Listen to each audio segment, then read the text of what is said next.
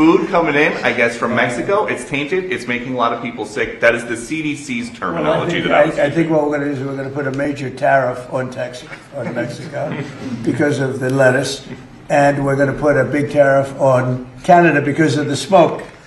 All right? We'll get a combo. Which would you have, the lettuce or the smoke? I think I'll take the smoked. Yeah, the smoke wrecked my daughter's swim meet. Well, it's closed up a lot of countries. I've told Canada they have to do something about it. You know, we've never had this problem. All of a sudden we have this problem with Canada. So we'll have to talk to them about that. It's food coming in, I guess. So here we go again with more tariffs and more tariffs that didn't work the first time, didn't work the second time, but we're still going to go ahead and throw some more tariffs out there. I guess it may work this time. We know we know that it won't. All right, listen, man. If this isn't a sign that America is just essentially going broke, I don't know what to tell you. Maybe you're blind, maybe you're deaf at the same time. You're just in the abyss. Listen. This is a telltale sign that America is just simply going broke, right? We're finding any reason and every reason just to throw out more tariffs on countries, and not even adversarial countries at that. We're throwing tariffs on countries who have been our allies, right? Who have been great trading partners for the better half of half a century, right? And now all of a sudden, you know, the big bad Trump get into office. Now everybody is getting a tariff. You get a tariff. You get a tariff. You get a tariff, right? Canada is about to receive tariffs on something that, you know, happens in the wild, right? How many times have, you know, California, Washington State, right? How many times have they been on fire? How many times have that smoke traveled, right, to Canada? Listen, man, United States is really on their last leg, right? United States is desperate. Clearly. It just doesn't make any sense to be throwing unnecessary tariffs on countries that were never a problem before, right? It's not like we, you know, all of a sudden, you know, just became enemies with these countries. No, these countries have been great trading partners the entire time. So why now? Why now is it appropriate, right? We've had multiple Republicans in office. We've had multiple Democrats in office, right? This is Trump's second time in office. He wasn't imposing these tariffs at the extent that he is doing now, his first term in office. So why now is it appropriate? Because the government is running out of money. It's simple as that. The government is running out of money. I want y'all to pay attention to the timeline, right? The Pentagon just asked for, I don't remember the exact number, but the Pentagon just asked for billions of dollars, right? I think it was 10 plus billion. Billions of dollars to continue the unnecessary war with Iran, right? They're still, you know, going back and forth with Iran, right? America is shooting missiles. Iran is shooting missiles. Hegs have said that we've completely eradicated, you know, their armory. However, they still somehow have armory. They still somehow are able to go up against the most powerful military in the world, right? How is this possible, right? Because they underestimated Iran. They severely underestimated Iran. This is just Iraq 2.0. The same thing went on with Iraq. We so-called went in there for weapons of mass destruction, and that went on for 15 plus years, right? Scratch that, 20 plus years at this point. 20 plus years. Now we're in the same area, right? Doing the same exact thing with no resolve in sight. And the Pentagon just asked for billions of dollars. And now all of a sudden it's time to roll out tariffs. Are y'all paying attention? Are y'all paying attention? They are not going to be able to get it from the taxpayer. We are in so much of a deficit. America is so much into a deficit. I don't understand how we're even still going on right now. Right? And maybe it's because the world still holds the USD as the primary, reserve, right? That has a large part to do with it. Right? Maybe that's because if countries decided right now, and don't get me wrong, it will be a worldwide effect. We know this already, right? And a big reason why, a lot of countries still hold on to the USD as a reserve is because they want to have. This video is sponsored by American Luxury Concierge. If you're planning a trip to the Dominican Republic, don't leave your experience up to chance. At American Luxury Concierge, we help American travelers experience the country with confidence. From airport pickups and private drivers to customized itineraries and concierge services built around you. Visit AmericanLuxuryConcierge.com to book your trip, and we'll see you here in Santo Domingo. Access to the largest consumer market in the world. The largest consumer market in the world is the USA, right? They're the fattest country in the world, right? The most delusional country in the world, and they buy the most things. So countries want to hold on to that. But imagine if countries decided today that they were going to dump all of US debt, right? If they decided today that they were going to rely heavily on whatever other currency that may be as stable as the USD, which is not many today. However, what if they did? The USA would be in total disarray, right? Don't get me wrong, it will crash the world economy, but it's not like the world economy hasn't been crashed before. We've seen it plenty of times. The world economy goes through its cycles, its boom and bust cycles. It crashes, it comes back online, it crashes again, and we go back through this, time after time after time, right? But if countries wanted to do this, the USA would be in disarray, right? But it's not a coincidence that when the Pentagon asks for billions of dollars, right? It's no coincidence that when the US needs a surplus amount of money, they're in so much of a deficit that they can't really get it from the taxpayers, right? One, you have so many people that are unemployed. They're not even reporting on the true unemployment rate, right? They're not counting people who just stop looking for a job, right?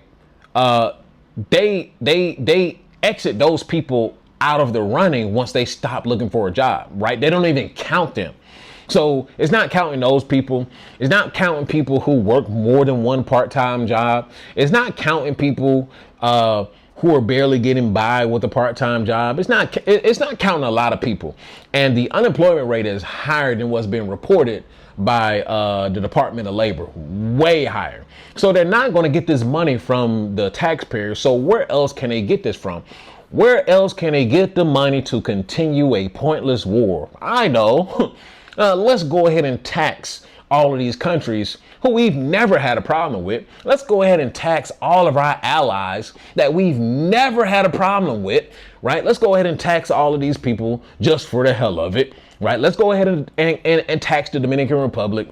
Let's go ahead and tax, Honduras. Let's go ahead and tax these other countries too.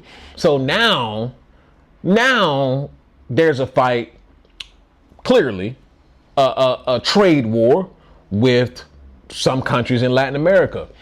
And as of recent, he's imposed a 12 point something percent import tax tariff on certain countries in the global south. And the excuse was, some of these countries are involved in forced labor, right? They're not up to par with their labor laws, right? There's some discrepancies there.